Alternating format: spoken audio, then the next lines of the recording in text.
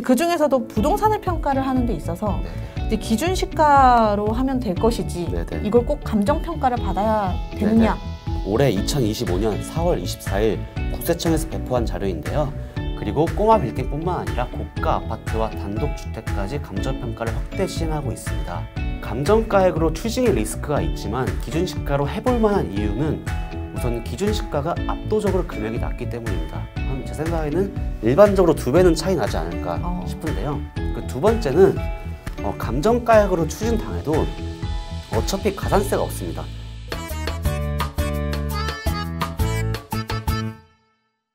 네, 안녕하세요. 싱커벨 심두리 이현호 세무사입니다. 네. 맞추지 않았는데 잘 받아주시네요. 살짝 당황했습니다. 저희 그 앞에 지금 영상 올라온 거 바로 붙여가지고 지금 영상 올려드리는데 그래도 또 이번 영상부터 여시는 분들 계실 것 같아서 우리 잘생긴 세무사님 인사 네. 한번 하고 가시죠. 네. 네. 안녕하세요. 이현호 세무사입니다. 저는 이제 부동산 양도 상속 증여 전문인 세무법인에서 몇 년간 일하다가 몇 년 전부터 이제 세무법인 해안 서초 지점에 합류해가지고 법인 컨설팅, 가지급 이익소가 사내근로복지기금 그리고 부동산을 활용한 가업승계나 법인전환 이런 것들 전문을 하고 있습니다. 네, 잘생겼죠? 네. 그 앞에 거 이어가지고 다시 한번 이야기해 볼 건데 저희가 평가 관련해서 계속 이야기하고 있었어요. 근데 이 평가가 보는 사람들의 시각에 따라서 네, 이 법을 해석하는 또 시각에 따라 조금씩 달라질 수 있어요. 네네. 모든 법이 마찬가지지만 근데 이제 민감한 부분들이 있을 수 있는 부분 저희가 살짝 드러내고 오늘은 개념 정리하러 이야기했기 때문에 그 민감한 부분들은 어떻게 하면 될까요? 개인적으로 연락드리면 되나요? 여기 심컵의 번호 여기 지금 싹 나가고 있을 겁니다. 여기로 연락 주시면은 저희가 자세하게 상담해 드리겠습니다. 감사합니다. 제 번호까지 홍보를 해주시고 네, 좋습니다. 자, 우리 이제 질문을 한 몇 가지 좀 더 드려볼게요. 우리가 상속이랑 증여세 문의 중에서 가업승계 컨설팅 문의도 굉장히 많이 받으실 거예요, 연결해서. 맞습니다. 그리고 또 법인과 관련된 회사라 그러면은 이 승계 특례나 증여 상속분지 이런 것도 빼놓을 수가 없을 거고. 근데 그 중에서도 부동산을 평가를 하는 데 있어서 이제 기준 시가로 하면 될 것이지 이걸 꼭 감정 평가를 받아야 되느냐. 감정 평가하는데도 돈이 많이 드는데 이런 질문들 많이 좀 받으시지 않으세요? 네, 맞습니다. 정말로 가장 많이 질문을 받는 것인 것 같습니다. 근데 이게 너무 우리 세법에서는 너무 애매하게 되어 있습니다. 그냥 시가인 감정평가 금액이 있으면은 시가로 하라고 하고 없으면 기준시가로 하라고 하는데 근데 세무서에서는 너 왜 감정평가 안 받고 기준시가로 하냐 추징을 하고 있단 말이에요. 근데 그래서 항상 국세청이랑 납세자랑 가장 많이 싸우는 항목인 것 같습니다. 근데 우리가 일반적으로 감정평가를 매일 받지는 않거든요. 세무사인 저도 살면서 한 번도 감정평가를 받아본 적이 없습니다. 근데도 불구하고 기준시가로 왜 기준시가로 했냐고 뭐라고 하니까 이제 싸움이 발생하는데요. 그럼 이제 감정평가가 꼭 없으면은 기준시가로 반드시 할 수 있을까요? 꼭 필연적으로 할 수 있는지 오늘 한번 봐보도록 하겠습니다. 네. 우리가 이제 기준시가랑 감정평가랑의 그 다툼이 있는 것은 기준시가가 감정평가보다 현저히 낮게 평가가 되기 때문이죠. 네. 우리 그 보도자료 하나 좀 보면서 이야기할 건데요. 이 보도자료 한번 설명 좀 해주시겠어요? 네. 이 자료는 얼마 전에 올해 2025년 4월 24일 국세청에서 배포한 자료인데요. 왼쪽에 노란색 먼저 보시면은 읽어보겠습니다. 올해는 관련 예산을 대폭 확대 그리고 꼬마 빌딩뿐만 아니라 고가 아파트와 단독주택까지 감정평가를 확대 시행하고 있습니다. 그리고 다음 장 보시면은 노란색 역시 보시면은 앞으로도 국세청은 철저한 감정평가 사업 추진을 통해서 시가보다 현저하게 낮은 기준시가로 신고한 상속증여재산을 시가에 맞게 평가해서 정당한 세금을 부과할 수 있도록 하겠습니다. 이렇게 되어 있는데요. 결국 근데 결국 이거는 국세청에서 기준시가 사업이 아니라 감정평가 사업을 굉장히 확대하고 하겠다는 의지로 보입니다.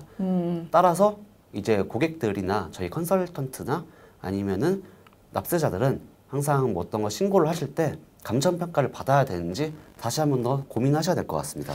와, 이거는 조금 이제 점점 좀 납세 의무를 타이트하게 하겠다라는 걸로 보이는데 그러면은 기준시가라는 걸 애초에 만들어 놓지 말지, 그죠? 맞습니다. 헷갈리게. 납세자들은 이게 전문 지식이 없다 보면 기준시가가 내 가격이지 네네. 라고 생각할 수도 있기 맞아요. 때문에 오랫동안 토지나 이런 것들을 소유하신 분들은 맞습니다. 시가라는 게 사실 존재하지 않으니까 예, 그럴 수 있을 것 같은데 이건 저희가 할 수 있는 거는 아니어서 예. 자, 그러면은 요 얘기를 조금 해볼까요? 제가 미리 질문지를 드리진 않았는데 그럼 기준시가랑 감정평가 그 사이에 어디쯤이 내 건물이나 부동산이 있다. 네. 그러면은 내 거는 저기 지방 땅에 네네. 한 뭐 5억 정도밖에 안 네. 되는 그런 토지를 가지고 있어. 네. 이거 꼭 감정평가 받아야 되나? 네. 세무사님이라면 어떻게 답변하시겠어요? 기준시가 5억짜리 토지면은 저는 기준시가로도 충분히 일단 가능하다고 생각합니다. 예, 타진해볼 만하다. 맞습니다. 예, 그래서 그런 가액들에 대한 기준치들이 세무사님들마다 조금씩 다르실 것 같아요. 네. 그렇기 때문에 저희가 모든 세무사님들이 뭐 양도나 증여나 상속 이런 것들을 전문으로 하진 않으시다 보니까 이제 그 사례가 누적이 되어 있는 세무사님들, 사례가 많은 이런 노하우들을 가진 세무사님들이랑 사전 상담을 해보시는 거를 저희는 좀 추천을 드려요. 그래서 만약에 내가 어떤 물건이 있는데 그게 증여 상속이 일어날 아니면 일어날 가능성이 높은 그런 자산들을 가지고 있다 그러면 당연히 주위에 담당 세무사님들, 조력자들이 있으실 거임에도 불구하고 전문 양도, 상속, 증여 하시는 세무사님들 다시 한번 그래도 한 몇 분 정도 찾아가셔서 네. 의견을 좀 구하는 게 맞지 않나 네. 이런 생각을 좀 해봅니다. 자, 우리가 이제 굉장히 법 규정들이 좀 애매한데 그렇다면 어떤 때 감정평가를 받는 게 좀 좋고 어떤 때 기준시가로 받는 게 좀 좋은지 이제 좀 이게 장단점을 알고 싶거든요. 네네네. 장단점들이 조금 있을까요? 네. 우선 화면으로 보여드리겠습니다. 감정가액으로 추징의 리스크가 있지만 기준시가로 해볼 만한 이유는 우선 기준시가가 압도적으로 금액이 낮기 때문입니다. 제 생각에는 일반적으로 2배는 차이 나지 않을까 싶은데요. 그 두 번째는 감정가액으로 추징당해도 어차피 가산세가 없습니다. 기준시가로 신고한 다음에 감정가액으로 추징당해도 가산세가 없는데요. 우리가 보통 세금을 신고할 때 가산세가 크게 두 가지입니다. 과소신고 가산세가 있고 이제 납부지연 가산세가 있는데 과소신고 가산세는 이제 국세기본법 47조의 3 사항 1호에 부동산 평가에 따른 가산세가 배제된다고 되어 있습니다. 그리고 납부지연 가산세는 이따 뒤에 말씀드릴 건데 감정가액으로 추징을 하려면은 평가심의위원회라는 데를 가야 됩니다. 근데 국세기본법 그 사망 6호에 이제 평가심의위원회를 가는 경우에는 납부지연 가산세가 배제된다고 되어 있습니다. 그래서 어차피 가산세가 없으니까 해볼만 한 거죠, 사실은. 그렇죠. 그렇겠네요. 맞습니다. 네. 그러면 뭐 이럴 수는 있겠네요. 제가 만약에 납세자라 하면 네. 납세자라고 생각을 하면 뭐 기준시가랑 감정가액 차이가 너무 많이 난다. 네네네. 그러면 가산세가 없다 그러면 네네네. 어차피 추징이 되면은 네네. 감정가액 선에서 맞습니다. 나올 거니까 네네. 추징이 안 나오면 땡큐. 네, 맞습니다. 예, 네. 추징이 나오면은 네. 원래 내야 됐던 그쵸. 그냥 그 세금을 맞습니다. 내는 네, 그런 네. 개념이라고 생각을 하면 돼서 네네. 트라이 해볼 만은 하겠네요. 맞습니다. 네, 한 번쯤은. 네, 맞습니다. 예. 자, 그러면은 안전하게 이거는 안전빵으로 감정 무조건 받아야 된다. 네, 예, 어떤 경우가 있을까요? 우선은 국세청에서 추징하는 경우 납세자와 국세청 모두가 감정평가를 해서 그 평균액으로 과세하는 경우가 많습니다. 이게 무슨 뜻이냐면은 우리가 먼저 자진해서 감정평가를 받으면은 우리는 보통 저가로 그냥 평균적인 감정가액보다는 조금 낮게 요청을 해서 받는데요. 근데 국세청이랑 평균액에서 만나니까 우리는 원래 이 금액으로 감정평가를 할 수가 있었는데 국세청이 이 금액이라고 하면은 결국에는 이 금액과 이 금액 평균인 이 금액에서 감정가액이 정해지게 되는 거거든요. 따라서 먼저 감정을 최저가로 요청해가지고 진행하는 게 뭐 리스크 대비 측면에서 낮기는 합니다. 그 두 번째로는 신고세액공제 3%가 있는데요. 신고세액공제란 우리가 상속세와 증여세를 신고할 때 세금에서 3%씩 공제를 해주는 것을 말합니다. 근데 신고세액공제 이름처럼 신고가 이제 신고 기한 내에 제대로 들어간 경우에 신고세액공제를 해주는데 보통 추징을 당하면은 신고 기간 이후에 추징을 당하는 거잖아요. 네. 그래서 우리가 기준시가로 해당하는 세금은 신고세액공제를 받았지만 감정가액으로 추징을 당하면은 이 차이에 대해서는 신고세액공제 3%가 적용이 안 됩니다. 아, 그러면 반대로 생각하면 납세자 입장에서는 그걸 가산세라고 생각을 할 수도 있겠네요. 맞습니다. 어떻게 보면 네, 공제받을 거 못 네, 받았으니까. 아, 근데 이거는 이제 세무사님이 제안하시고 가이드 주시는 것도 중요하지만 결국은 돈 내는 사람이 리스크 테이킹을 얼마나 할 것이냐. 에 대한 문제이겠네요. 맞습니다. 사실 법 규정 자체가 애매한 부분이 있다 보니까 어떤 특정 부동산이 100% 감정된다, 기준시가가 된다고 하는 세무사는 뭐 대한민국에 없다고 저는 생각이 합니다. 다만 이제 그동안 몇 번을 했는지 얼마나 소명을 해봤는지 그 경험에 따라서 어느 정도 가액까지는 괜찮지 않을까. 이 정도의 경험에 대한 조언을 해드릴 수 있을 것 같습니다. 네, 그러니까 타진해볼 만하다. 그러면 조금 밀어붙여 볼 만하고, 네. 그리고 납세자도 좀 동의를 한다 그러면. 맞습니다. 근데 이거는 조금 너무 불안하다. 네, 그렇다 그러면은 그래도 안전하게 가는 맞습니다. 쪽으로 선택을 하시는. 네. 자, 그러면 이제 10년 전 감정 평가를 받은 것도 시가로 볼 수 있을지 그것도 좀 궁금하기도 하고 아까 저희가 상속이랑 증여 어쨌든 5년, 10년 나누는 구간이 있었지만 어쨌든 10년이라는 그 기간이 좀 존재를 했었던 것 같은 그런 느낌을 받거든요. 그리고 기간에 대한 기준들이 있을 것 같은데 감정평가를 한번 받았다. 그걸 얼마 동안 쓸 수 있는지가 사실 좀 궁금해요. 그것도 여기 뭐 간단하게 표를 좀 준비해 오셨는데 설명 한번 해주세요. 우선 상속세 같은 경우에는 평가 기준일이 돌아가신 날인 상속 개시일입니다. 그리고 감정평가가 이제 상속세 같은 경우에는 상속 개시일 전 6개월부터 후 6개월. 그러니까 상속 개시 돌아가신 날짜 기준으로 전후로 6개월, 총 12개월 동안 그 기간 내에 감정평가가 있으면은 해당 금액은 시가로 일단 가게 돼 있고요. 그 증여세 같은 경우에는 증여하는 날 전 6개월, 얘는 상속세와 다르게 후 3개월입니다. 증여세 같은 경우는 총 9개월 내에 감정평가가 있으면은 시가로 가게 돼 있는데 물론 뒤에 평가심의위원회라는 규정이 존재하나 그거는 후에 설명드리도록 하겠습니다. 그러니까 예를 들면은 오늘 기준으로 뭐 아버지가 돌아가셨다, 요거가 발생을 했다. 그러면은 전 6개월, 후 6개월을 보는데 예를 들어 아버지가 한 3개월 전에 감정평가를 받아서 대출을 받았다. 그럼 그걸 인정받을 수 있다라는 이야기인가요? 맞습니다. 대출 같은 경우에는 사실 좀 사례가 분분하긴 한데 되는 경우도 있고 안 되는 경우도 있긴 합니다. 근데 감정평가가 일단은 대출이 있으면은 조심해야 되는 부분은 맞긴 합니다. 아니 그럼 뭐 팔았다. 맞습니다. 그럼 100%입니다. 100%. 자, 우리가 이제 진짜 그 감정평가에 대한 기준일 그리고 시가, 결국은 시가에 대한 기준일을 말씀을 하시는 거죠. 그 시가라는 기준일들이 있다 그러면은 그것들은 좀 놓치고 가면은 곤란한. 맞습니다. 그래서 내가 원하는 가액대로 그대로 증여나 상속을 해줄 수 없다라는 거. 좀 되게 안타깝네요.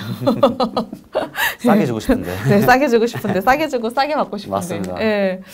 자, 그래서 좀 이제 고민들이 많이 있으실 것 같고, 그러면 이제 평가 기간 내에 즉 감정가액이 있다면 기준시가로 진행이 100% 가능한가요?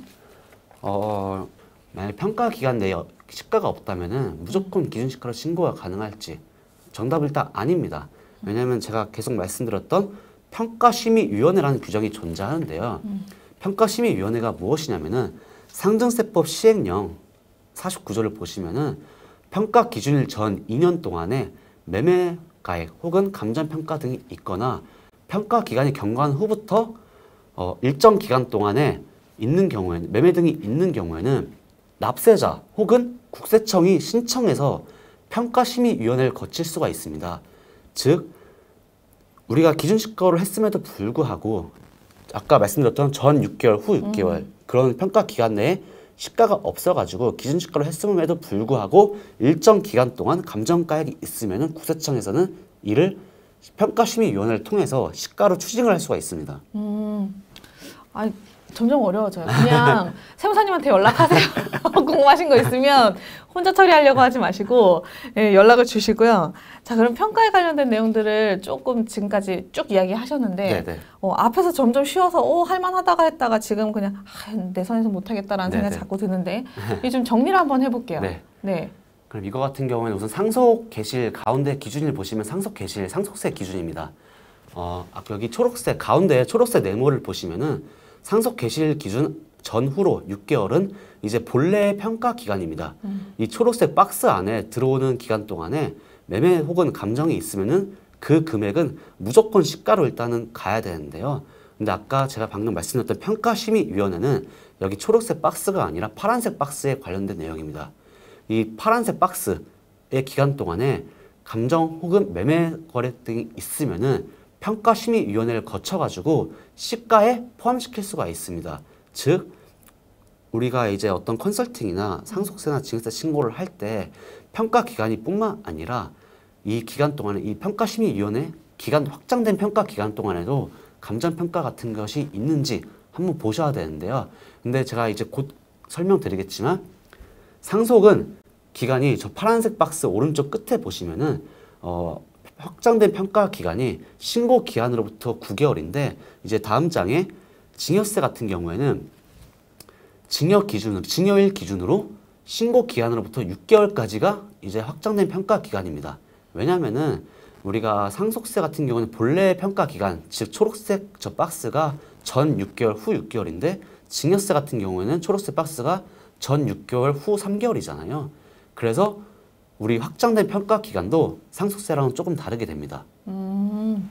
아, 그러면 우리가 앞에서 얘기한 상속 개시일, 증여일 기준으로 전 6개월, 후 6개월, 네네. 전 6개월, 후 3개월 네네. 이것만 볼 것이 아니라 맞습니다. 그 전에 2년까지도 봐야 되는 그런 상황들이 발생하는 경우들도 있겠네요. 맞습니다. 그래서 일반적으로 법인 전환 같은 거 할 때 감정평가 같은 게 굉장히 조심하셔야 되는 부분이 많습니다. 아, 부동산이 있는 경우. 맞습니다. 네. 요런 것들 좋습니다. 왜냐하면 이제 부동산 뭐 현물출자 하시는 대표님들 네, 같은 경우에는 뭐 이런 부분들을 그냥 일반 컨설팅을 받게 되면은 고려를 못하고 그냥 일반 컨설턴트들은 그냥 현물출자의 형식에 따라서 절차에 따라서만 진행하지 이게 감정평가가 있었느냐 없었느냐 그것까지 막 보지는 않잖아요. 맞습니다. 예, 그렇기 때문에 꼭 반드시 세무사 사무실이랑 연결된 곳이랑 하는 게 저는 안전하다고 이제 생각을 하고 자, 이제 마지막으로 저희가 증여와 상속은 뭐 다른 뭐 법이나 운영하시는 분들도 마찬가지지만 특히 증여 상속이랑 연결된 문제는 세무조사 리스크가 굉장히 높아요. 맞습니다. 예, 항상 안고 계시잖아요. 맞습니다. 예, 근데 어떤 위험들이 따를까요? 실무에서 좀 어떠세요? 네. 우선은 증여 상속이 어려운 이유는 항상 조사가 수반되기 때문입니다. 아까 말씀드렸던 이제 정부 부가세목이잖아요. 그래서 신고로 일단 끝나는 세법이 아니고 특히 상속세 같은 경우는 반드시 세무조사가 이제 수반이 되는데요. 그래서 무엇보다도 방금 오늘 말씀드렸던 부동산 같은 경우에 법 문구상 시가가 없으면은 기준시가로 하라 했는데 그래서 기준시가로 하라 했더니 감정가액을 추징을 하고 그리고 무엇보다도 상속세에서는 이제 10년 동안의 증여 내역을 다 고려해서 상속세 신고를 가야 되기 때문에 사실 털어서 먼지 안 나오는 사람 없거든요. 그렇죠. 그래서 10년 동안에 우리 자식한테 계좌이체를 안 싸주는 부모가 사실 어디에 있을까요? 그래서 이런 것들을 다 고려해야 하기 때문에 어렵습니다. 그래서 항상 경험 많은 전문가와 협업하시길 추천해드리고 싶습니다. 네, 그리고 우리가 특히 상속 같은 경우는 돌아가신 상속 개시일의 말일로부터 6개월 신고인가요? 언제까지 가신 거죠?